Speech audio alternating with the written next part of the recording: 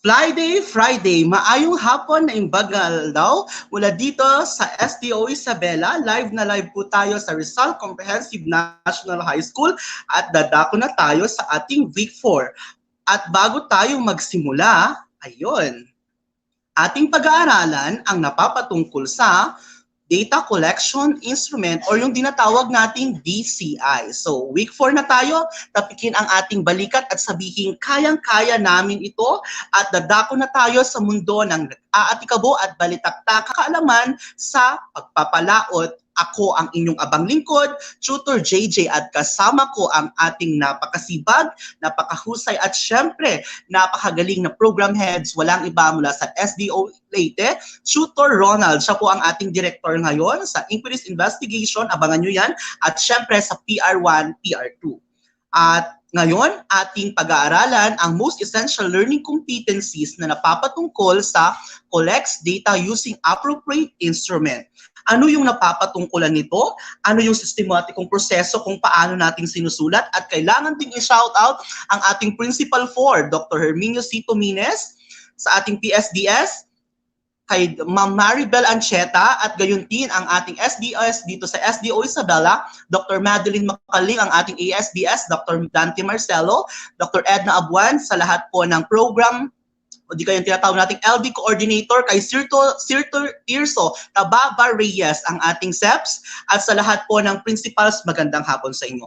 At para sa ating research is cool, research is life, ito po yung mga nagsipagwagi. Kaya paki-mention na po ang ating mga classmate, ang inyong mga classmate, at gayon naman yung mga scholar, mga researcher, at sa lahat po ng nanonood, sina Maika, sina Jeff De Leon, kay Bagigal, sa lahat po ng nanonood ngayon sa live audience, paki-share na po at itag po ang inyong mga kaklase mula Luzon, Visayas, at Mindanao. Siyempre, kailangan nating i-mention si Darlene Tumampil, ang kanyang advisor, ang ating pangmalakasang program head, walang iba kundi si Dr. or Sir Ronald Cabigon. Ayun, live na live po tayo. At bago tayo magsimula, pusuan na po itong live dahil nanalo po si Ilagan National or Isabela National High School mula SDO Ilagan City, Minuhang Stand-Alone mula sa SDO Leyte, at ang Etiagüe National High School mula SHS Isabela. So thank you po sa mga nagpapa-shoutout, at syempre sa EPS ng Filipino, kasama natin last week si Dr. Marites Bakiran. Hello po sa inyong lahat na nasa stream natin. Laging tatandaan that research life is research cool. Good afternoon, Christine Iris Cadabanwa Tamani, syempre from Etiagüe National. Hello world and hello Philippines. Christine Iris, ayan. From HUMS naman po siya. Para sa masiksik na kaalaman, alam mo ba na ang gumawa o nag-imbento ng paper ay si Childun? Ito ay nagsimula sa Clarivate Analytics na maraming proseso ang pinagdaanan. Gaya ng ating paksa ngayon na data collection, ito ay isang sistematikong proseso of gathering relevant information, observations, or measurement. Yung ginagamit yung pinagsusulatan nyo ng chapter 4 at chapter 5 ninyo during your draft, inimbento yan ni Chalun. So ayun, hello kay Elena Colibao, ayan, from SDO Leyte. At para sa ating data collection instrument, kailangan nyo munang sagutan ang mga sumusunod na to. Ang unang katanungan para sa LP1 or Learning Task 1 natin, data collection is, ayan, kasasabi ko sa inyo kanina, is a systematic process of gathering relevant information or observations or measurement. Is it true or false? Ang makakuha ng tamang sagot na 5 ay makakatanggap na free ebooks para sa aming quantitative research na Beckymon in Social Networking Site, Modernized Edulec and Sociolec. So ibibigay ko po siya ng libre. Sino kaya ang makakuha ng tamang sagot? Ayan. Sa 24,000 na organic audience natin sa FB, paki-share po sa inyong mga pages, sa inyong wall para mas marami po siyang maabot. Ang tamang sagot ay, tignan nga natin, si Marshall, si Lagujo, si Bea, ayan. Si AG Medico, true ang kanilang tamang sagot. Ang tamang sagot ay yes. Nakuha nyo ang tamang sagot, true. Sabi natin na kapag nasa chapter 3 na tayo, basta DCI or Data Collection Instrument, ito yung sistematiko kung paano natin nakukuha sa pamamagitan ng interview o di kaya observation, pero may mga sistema mamaya na ituturo ko sa inyo. Whether you are performing a research or academic purposes, always remember, my dear ABM, UMS, TVL, ICT, TechVoc, that these research problems can have the so-called original insights that the process of the data collections remains largely the same. So before you are going to collect here, ito yung second question natin. Diba? Ang gandang magpaliwanag. Before you begin collecting data, you need to consider, number 1 daw, A, the aim of the research, the type of the research that you will collect, and 3, the methods and the procedures that you are going to collect, stores, and process the data. Is it true or false? Or number 2 ha, tignan natin si Ronald yung makakuha ng tamang sagot para mabibigyan siya ng free ebooks. So, madadownload nyo siya sa Saj pero may bayad, pero ibibigay ko siya for free. Ano ang tamang sagot? Si Elena, true. Si Jeff, true din ang kanyang sagot. Including also si AJ Medico. Ang tamang sagot para sa number 2 ay yes, Bea Solayaw Ariza. Ikaw ang nakakuha ng tamang sagot, true po siya. Sinabi natin yung proseso, aim, yung type, at kailangan mong malaman kung ano yung method. Sir, paano yun?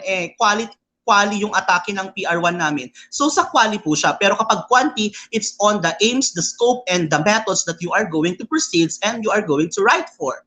For number 3, students, data collections approaches for qualitative research usually involve direct interactions with individual on to one-on-one basis. It's either the direct interactions with individuals or in a group setting. Is it true or false? Yes, si Darlene, true din. Jasmine, true. Jeff De Leon, true. Si Gino Salvador, ayan, nagme-mention siya. Pa-mention po yung mga classmate ninyo para mas marami po yung maaabot nitong ating live. At syempre, wag niyong kalimutan din na sabihan sa kanila kung anong chapter na kayo. Kasi mino-monitor din namin ni Sir Ronald, yan, si Resi Ann Ramos, true din. Congratulations po sa mga may award kanina sa aming school na ABM and HUMS. Mabuhay kayo. At sa mga may walang awards, pagbutihan pa. Ang tamang sagot ay yes, automatically it's true. Sinabi ko sa inyo, dapat kapag interactions, dapat diretso. Kapag indirect naman or vice versa, nagkakaroon tayo ng group setting na tinatawag. Pero binavalidate natin siya according sa focus group discussion. So for number 4, my dear class, a questionnaire or an online questionnaire is a research interpretation that consists of a set of questions that aims to collect information from a respondent. Is it true or false? Tignan natin kung tama ang inyong sagot. Siyempre, sumasagot si Jeff, true din si Gino, si Darlene. Shout out nyo na yung mga classmate nyo kasi napakaganda yung ating talakayan ngayong hapon na to. At siyempre, kailangan natin i-shout out ang mga nanonood from Cabanatuan.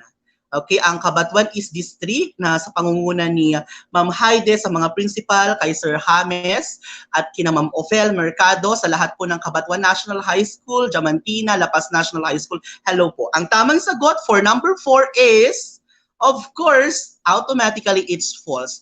It should not be interpretations. Instead, it should be ano yung dapat nating i-involve dyan? Okay, analysis consists of set of informations, or maaari nating sabihin na observations that under siya ng unstructured, structured, or semi-structured. So, i-discuss po natin mamaya yan. And for number 5, unstructured questionnaires employ close-ended questions. Is it true or false? Okay, ayan, tignan nga natin. Parang nahuhuli yung ating sounds. Okay, ang tamang sagot ay si Jenica, true. AJ Medico, true. Ayan, Carl King, manood ka na daw, sabi ni Gino Salvador. Ang tamang sagot para sa number 5 ay, okay, false. Bakit? It should be semi-structured questionnaire. So, ginagamitan po natin siya ng close-ended kapag mga ganong atake ng set of questionnaires. And now, let's move over to the so-called, ayan, 3 types of questionnaire. But before you are going to construct that class, always remember that developing and utilizing instrument, the following step are you going to use. You need to define the aim of the research, choose the data collection, plan your data collection procedure, collect and verify the procedure, and of course, present your findings. And mind to tell you, class, that here, pag sinabi nating questionnaire kasi, ito yung mga instrument that consists of a set of questions. It's either the aims to collect the information from respondent, or a research questionnaire is typically a mixed clause-ended. So, Tutor JJ, since STEM kami, masasabi ko ba na kapag structured ay yung tinatawag nating standardized? There you go. It's either on the type of multiple choices or the like. Pero magbibigay tayo mamaya, class, ng example for that. Sir, gagamit ho ba kami ng Likert scale like Cohen's and the like? I-explain mamaya ni Sir JJ yan.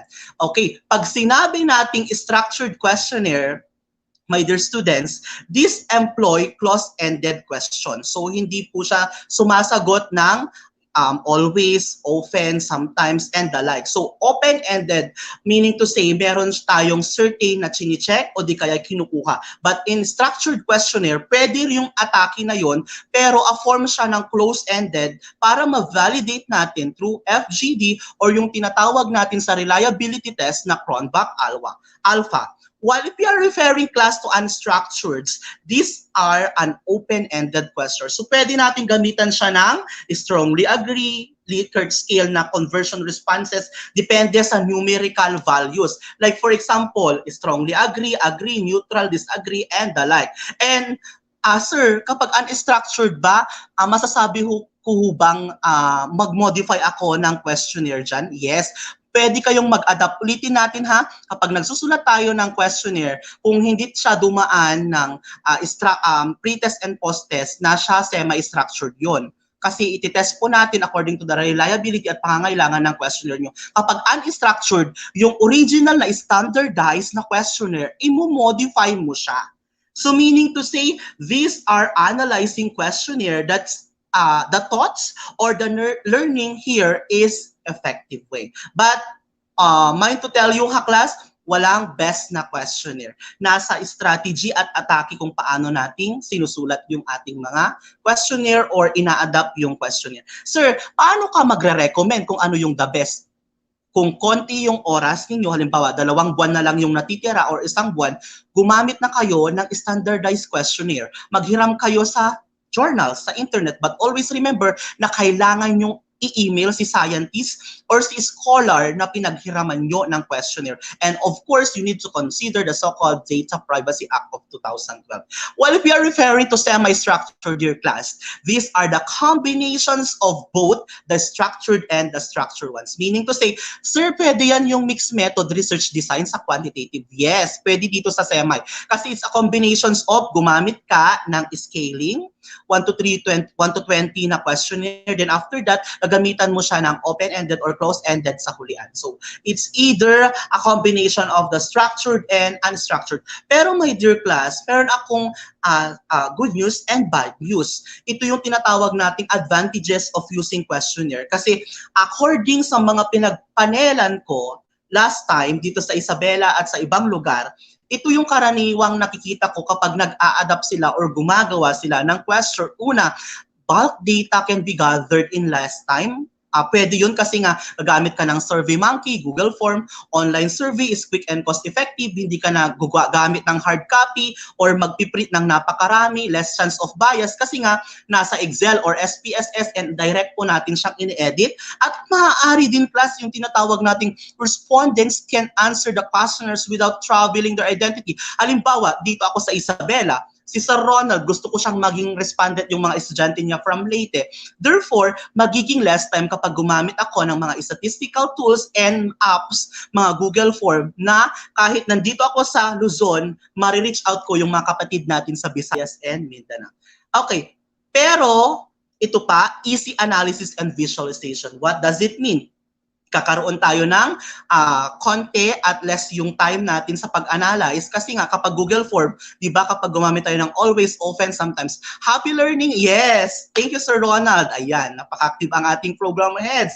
Kasama natin yan dito ngayon. And of course, we need to highlight din mga anak yung tinatawag nating disadvantage. Kasi mga anak, tignan ninyo ha, questionnaire may not be returned on time. Dahil nga sa tinatawag nating lag or overlapping of activities, marami tayong hindi na re-retrieve na questionnaire on time or even in online, di ba? Kapag ipa-LBC ko ho ba yung mga questionnaire, pwede naman yung Google Form. Questionnaires may be lost. Dahil nga ang dami nating GC, minsan yung questionnaire natin, pasend ulit yung link, nasaan yung puok sapot? So, understanding the interpretations of the questions varies by the participants. Kasi nga, magkakaiba tayo ng perceptions and knowledge.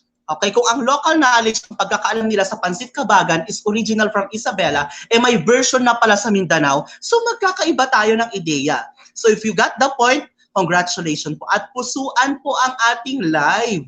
Pa-share at patag po yung inyong mga classmates. Emotions and feelings are hard to convey. Yes, that's right. Kasi nga, hindi natin mapre-predict or ma-determine kung ano yung nararanasan or emotions ng ating mga participants and yung lack of depth. Halimbawa, ang paper niya is about TikTok educations or social media fatigue. Si bata na yon, since nasa far-flung area siya or coastal town, hindi niya nagigets yung TikTok education. In the first place, wala siyang TikTok. So ano yung gagawin mo? So ipa-explain mo doon sa questionnaires mo kapag ganun yung atake ng pagsulat. And ito pa ang isang instrument na ginagamit ko, anak. Test. Okay, if we are referring to this test, these are used measuring various skills and types of behavior, personality, achievement, performance, as well as for describing some characteristics. And it's also used to develop to measure specific knowledge, skill, cognitive activity. In short, meron po siyang halaga.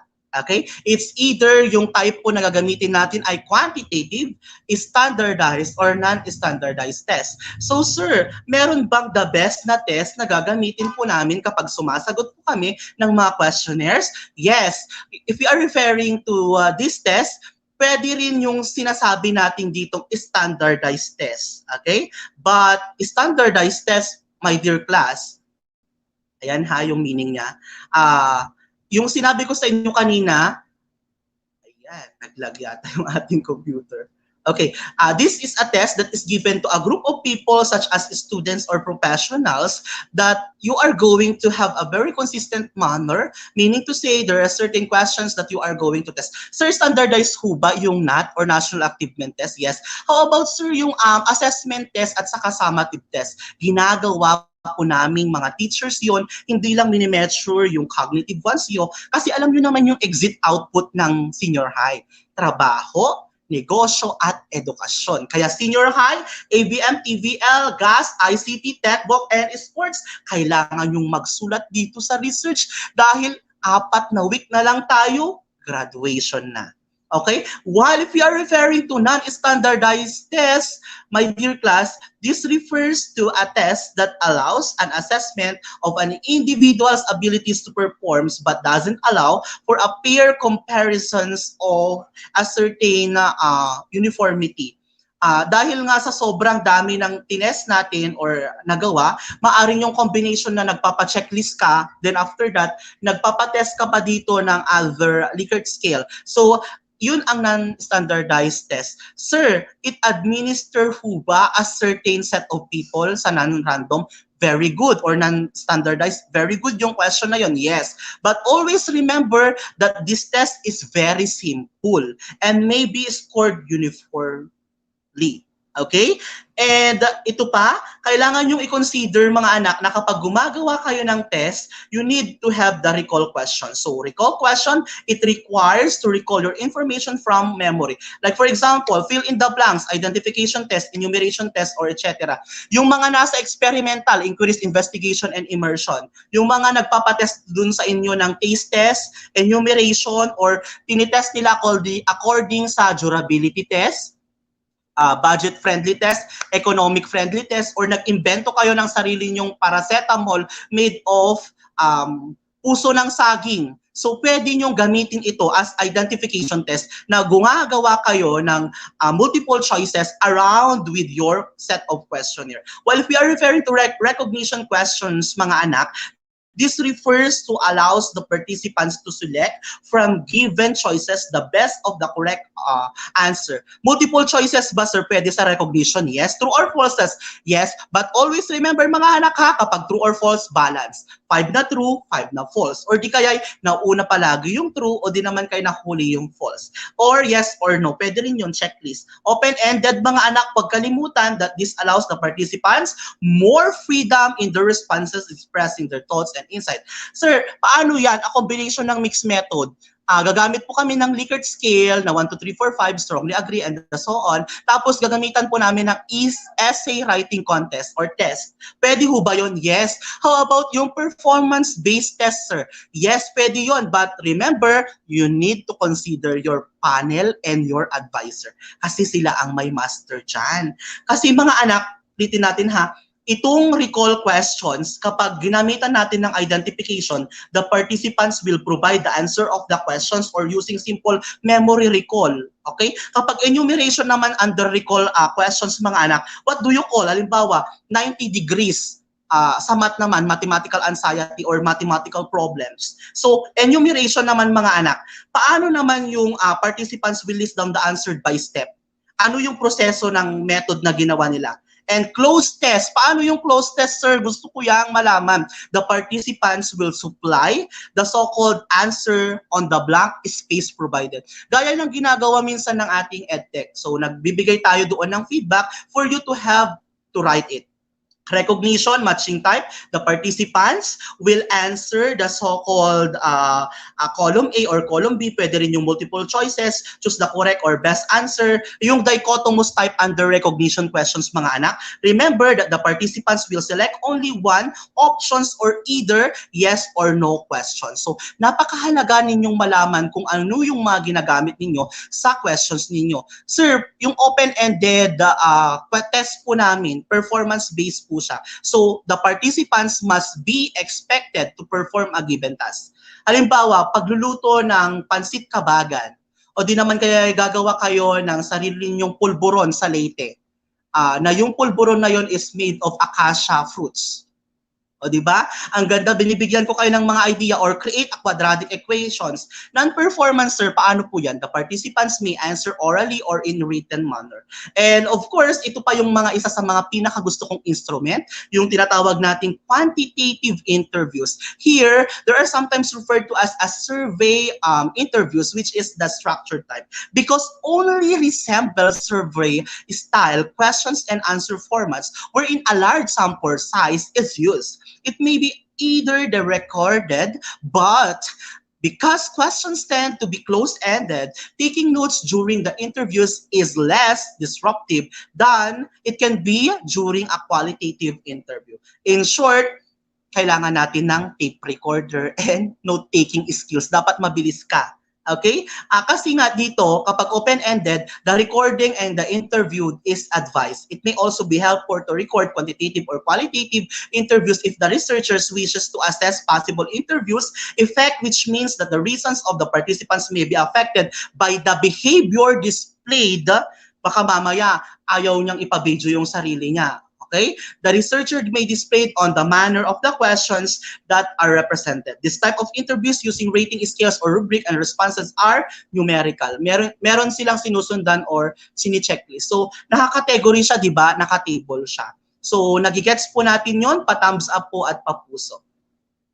Okay, while if we are referring to qualitative interviews, ginagamit natin ito, pero mga anak, karamihan ito ay under sa ng informal or unstructured. Pero kung gusto mong maging valid yung inyong nagawang questionnaires or yung nagawang interviews, you need to have the FGD because the researcher has a particular topic about which he or she would like to hear from the respondent. But always remember, mga anak, that the questions na sinusulat ninyo are open-ended. Di ba na tinuruan ko naman na kayo sa statistical sampling technique at saka sa mga statistical like Excel, the data tabnet, and the GApps, gamitin nyo na yon. It is exactly that the research or order here, each may represent every students, because the questionnaires and quantitative interview are both highly structured, but here's the difference between the two. In qualitative, the items are read or they read the participants, while if we are referring to the quantitative part, it's help to blind uneducated participants, while in researchers, the participants read the questions and answers on their own. At ito pa yung isang maganda mga anak, the participants and the researcher ay meron silang communications because they may not ask questions kasi nandun na sa questionnaire. Not useful to blind or uneducated participants. Remember, hindi lahat reader. Fast reader sila pero hindi nila ini-interpret. Okay? Or may comprehension nga pero kulang sa critical thinking skills. Ayun. Thank you so much po sa mga pumupuso at dadako na tayo sa observations. Mga anak, pag sinabi nating ang ginamit mo ay observation, okay lang ba yon? Remember mga anak na kapag ginamit natin ang observation, it is a way of gathering the data which involves systematically selecting, watching, maaring listening, reading, touching, and recording. In short, mga senses natin. Ino-observe mo, hindi lang sa mata, hindi ka nakikipagtitigan, yung behavior and characteristic of living being objects or phenomena. Always remember din mga anak na dito sa observations, it can be controlled, neutral, at maaari ding masasabi natin yung participants ay gumamit siya ng quantitative research na yung observable characteristics are in quantitative in natures. Like for example, yung length, yung height. Sir JJ, yung yung height po, forever ba na ganito height natin? Remember, nag-baby po tayo, nagsimula. Then later on, humaba. Yung height, masasabi po ba naming observation yon? Yes, but mga anak ha, huwag ninyong iritoke kasi nakikita ni advisor yan kung may discrepancy yung data ninyo. So maging honest. Kung may negative na result, i-reflect. Kung may segue or sublight, i-reflect. Kasi mamaya, maglilid yan ng novel ideas or novel solutions na makakasagot ng mga gaps sa inyong paper. How about sa volume, sir? Okay din. Areas, temperatures, cost, level, pwede rin ang age, ang time, at syempre ang speed. Kaya pala sir, one time nag-experiment ako sa aming school. Inobserve ko kung ano yung pinakamagandang brand ng pabango. Brand A, B, at C at D. At pinakamarami po ay C. Ano kaya yung naging portion or options? Yun yung gagamitin yung atake ng instrument or data collection instrument mga anak. Yung tinatawag nating observations which is had greater flexibility for your observation method. Pero mga anak, minsan ang observations may lack participants of validity. Baka mamaya yung kinakausap mo, nanay o tatay mo. Okay? And may be prone on yung tinatawag nating Hawthorne effect of the phenomenon. Ano yung Hawthorne effect? These are subject for an experimental study na minsan yung mga trial 1, 2, 3, and 4, and 5 natin nakaka-apekto based para sa improvement of the behavior or simply the so-called yung evaluation of the study. Furthermore, it's more exhausting that the so-called yung time-consuming. Especially kapag nire-record mo at 64 gigabytes or yung USB na ginamit mo sa DSLR mo ay kakain lang siya ng observations that may conducted for 2 hours. Okay? So, kailangan mo ding i-consider yon. At dadako na tayo, sagutan natin ang katanungan na to. Respond to the topic-related questions and leave a mark on your answer. So, sabihin nyo po yung kasagutan ninyo sa ating chat tool. Okay. The first question is, sa learning task 2 natin, ayun, mukhang naglalag na tayo. A form of observations where researchers watch participants in a contained environment such as a classroom or a laboratory. Pwede ho bang gamitin namin dyan, sir, yung tinatawag nating letter A, controlled variable, B, natural observation, letter C, participants' observations, or letter D, Hawthorne effect phenomena?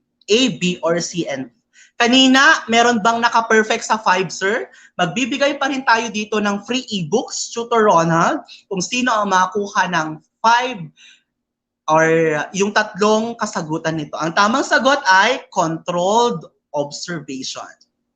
Okay, nakuha po ni Alvin, ni Gino, ni Jeff, at iba pa. So, sir, magbigay ka ho ba or magbigay ka nga po ng sample, parang interested po ako dyan sa controlled observation. Here, it provides more reliable data because you obtain a certain structured and well-defined process wherein the observer performs a non-participant non-interactions with the participants. Meaning to say, yung survey monkey na ginamit mo, siya na yung nakiusap. Sir, makaka-apekto ho ba yung time? Yes. In a controlled study, mga anak, kasi experimental and controlled study, the researcher predetermines and control the study variables and determines the location, the time, the participants, and the tools na maaaring maka-apekto sa paper. Ayun, 2 thumbs up kay Danica, kay Abigail, kay Ramos Jumayka, kay Kea Bakyal, and Carl King Alcantara nakakuha ng tamang sagot. For number 2, ayan, kailangan yung sagutan nito mga anak. Okay? Sabi dito, a form of observations that involves observing subjects in the natural environment. Okay, is it letter A, control? Ayan, controlled observation. B, natural observation. C, participant observation. Letter D, Hawthorne effect phenomenon. Okay, ang tamang sagot ay, ayun, nakuha ni Kay Mark Salvador. Ang tamang sagot ay natural observations. Sir, example po, itong tinatawag nating natural observation, anak, aside from yung natural siya na nangyayari dahil nga sa epekto or factors ng environment, it can be nagagawa sa lab research. Would be unrealistic minsan, cost prohibitive kasi pinagbabawal minsan yung mga experiment na ganun, or would properly affect the subject behavior. It is of the findings to be generalized, where in the real life context, its major limitations, mga anak, is strength to establish the so-called relationship between the due process and the presence of extraneous variables which can affect the behavior of the participants. Kaya pala sir, nung gumawa po ako kahit meron pong data privacy doon sa nilagay kong observation, doon sa Zoom po namin at Google Meet, ayaw po ni researcher. Kasi nga mga anak, real life context ito. Alangan naman i-interviewin mo, ayaw. Sabi nga natin dyan, meron tayong extraneous variables na kailangan nating i-private yun kasi nga ayaw ni respondents ninyong magpa-interview. And of course, ayan, para sa panghuli nating katanungan, this is a form of observations wherein the researchers becomes a complete observer or a participant in a study through the experience of spending time of people. Is it A, controlled? B, natural observation. Letter C, participant. Or letter D, Hawthorne effect phenomena. Ayan, ang tamang sagot, yes, nakuha po ni Sherry. Gayon din, ayan, Mobile Legends, bang, bang, bang, sabi ni Carl King Alcantara. Okay? Parang natutuwa si Carl King na sumasagot dito sa ating live audience. And si Elena, sumasagot din siya dito ng letter C. Okay? Ayan, active na active po si Carl King ngayon ha. Estudyante po natin yan. Okay? Ang tamang sagot ay participant observation. So, sir, bigyan niyo po kami ng example sa dyan.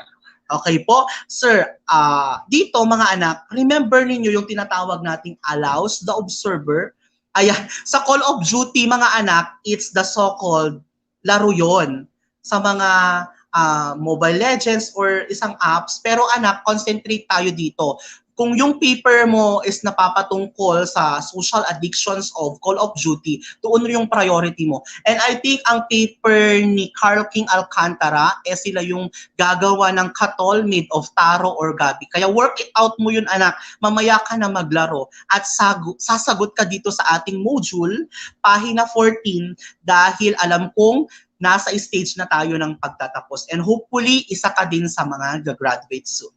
Sir, paano po ba yun ipe-perform kung ang pinag-uusapan mga anak is convertently, like for example, yung participants mo or yung respondent mo are not aware of the so-called purpose behind the observations, it can be done overtly. So the participants may intentions of the objective of the observations may hear na ako na yung magiging responde kasi yung presence na wala si respondent A ay same din kami ng experience. Pwede ba yon? Pwede. Like for example, case study at i-insertan natin siya ng quantitative research. More on narrations and declarative enumerations of your story, kung ano yung kabuhayan ng mga naging cancer patient. Then later on, gagawa ka ng observer or participant observer dahil nga ikaw nakaranas ka ng cancer, stage 2, sabihin natin ganun. Then later on, ere-react mo or ere-response mo dito yung covertly and overtly. Okay, what does it mean? Ikaw ay kailangan mong magiging participant observation kapag ganun. At syempre, sa panghuli nating tatalakayin, we need to differentiate between the roles of the researcher during a participant observation. Sabi ni Sir Junjun, pwede akong maging respondent. Ako na yata lahat sasagot. Sorry, hindi po pwede yon. We need to use the complete observer. Complete observer defined as to detach the observer where the researcher is neither seen or noticed by the so-called participants. It is a way of maximizing the Hawthorne effect, as the participants are more likely act naturally when they don't know or easily to act as an observer. Meaning to say, sila talaga yung na-determine mo na participants mo, based kung anong ginamit mo, purposive sampling, stratified sampling, or what. Sila at wala nang iba. How about yung complete participant, Sir JJ? This is fully embedded researcher, almost like a spy, or yung watch out mo doon sa sinusulat mo. And hence, the observer dito, mga anak, is fully engages with the participants and partakes in their activities. Participants here aren't aware na kasali pala sila sa participation or observation mo. So you need to be active and aware that you conducting a research, or even we can call that as a fully interact with the so-called researcher. At panghuli, at pangatlo pala, observer as a participants, the researcher here known as the recognized by the participant in many cases, or research, the participants know the research that the goals and observers ay kailangan mong matapos at gawin. So lumipad yung file natin doon. There is some interactions with the participants, but the interactions, mga anak, is limited. Kasi nga, ikaw as a researcher, sinali mo yung sarili mo kasi nakalaman ka doon. Or the researchers aims, mga anak, to play a neutral role. Maaring siya yung gumagawa yun as much possible or not. Ang panghuli, participant observer, the researcher is fully engaged with the participants, is more or friendly or colleague than a neutral third party. Siya na talaga, sinali muna you as a researcher.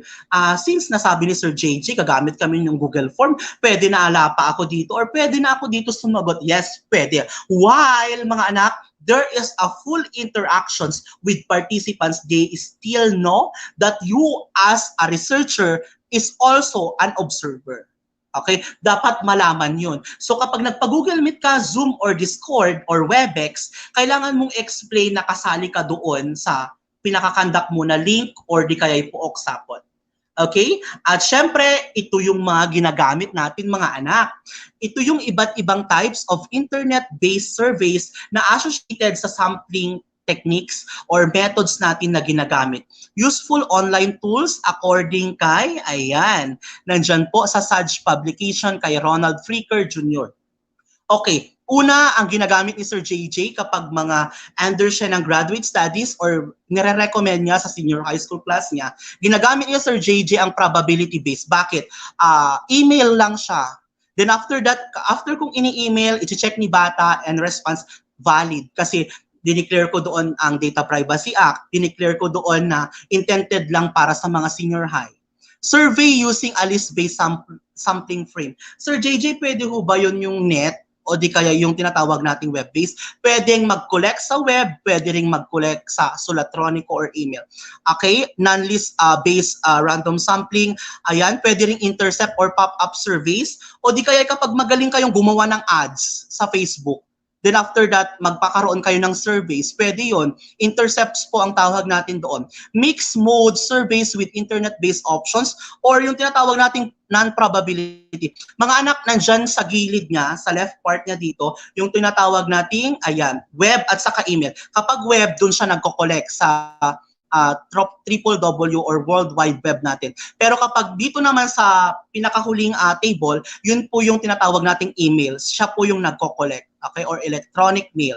Unrestricted self-service, pwede rin ang harvested emails. Kasi minsan anak, kapag mga Google Forms, hindi naman natin alam lahat na kapag mamaya, mga pinsans niya yung sumasagot doon kasi siya yung nakakaalam. So we need to be careful on that at using volunteer opt-in panel. So pwede po to. At syempre, ito po yung ginagamit ni Sir JJ para sa kanyang mga estudyante. Una, Survey Monkey. So sinuggest ko yan sa mga estudyante ko na ABMN, UMS na gamitin to. Sir, paano yan? Pareho rin sila ng Google Form. Pero ang measurement or rule ni Survey Monkey ay pwede nyo siyang matype lang sa internet. Create a survey.monkey.com. Okay? Then after that, ipapakita niya, magpo-profile ka ba, gagawa ka ba ng open-ended, ano ba, instrument mo, observation ba, unstructured, gagawa ka ba ng standardized na questionnaire mo, or minodify mo yung questionnaire. Pwede rin yung Lime survey, mga anak. Okay, and WebEx or yung www.webex and Wexstore. Pero doon ko kayo i-challenge. Bakit? Nasa inyo na, kasi alam ko nasa chapter 5 na kayo eh. Itong mga binibigay ko sa internet-mediated research surveys ay mga sisiw na lang sa inyo kasi nga mas maalam na kayo. At isang challenge yun mga anak ha, na before, during, and after these tools na ginamit nyo, kailangan nyo pa rin ipaalam sa inyong mga panel at saka kay advisor. Si advisor mismo or si principal kasi yung result niyan maaaring makapekto sa komunidad, sa school, or di kaya sa buong bansa. Sir, Google Forms na lang ang gamitin ko kasi kapag sinabi natin Google Forms, these are forms that allows the researchers to construct, administer, and analyze surveys. Mas madali kung ano at saan kayo namamadalian, doon kayo. Pero kapag nahihirapan kayo gumawa ng ganon, doon kayo sa mas madali. And always remember, anak ha, kapag gumamit kayo ng radio buttons on using Survey Gizmo or Wexstore, kapag gender, ikiklik ba niya, ititik ba niya, o di naman kaya mag-check ba siya? Kapag checkboxes, halimbawa, respondent mo, saan madalas na nagpupunta ang mga mag-aral? Sa SM, sa Ayala, sa Gaisano, sa LIB, what? Okay, always consider kasi may specific na format tayo ginagawa. Drop and drag, pwede rin yun, but always remember, kailangan natin gumawa ng to-do, started, completed, and kapag Likert scale, halimbawa, I would like to recommend the Pansit Kabagan of Kabagan Isabela. Strongly agree, disagree, neutral, agree, strongly disagree. May certain options. Ayun. At alam kong handang-handa na kayo sa pag-float nyo ng questionnaire at ito yung mga nagamit nating mga reference. Muli, ako ang inyong abang lingkod nagsasabing kapag hindi alam ang kasagutan ng inyong research, humingi sa Panginoon ng intervention para masagutan ang gaps. Ako ang inyong abang lingkod mula SDO Isabela, nagsasabing research is cool, research is life. Paalam sa inyong lahat at mabuhay kayo. Happy writing and editing!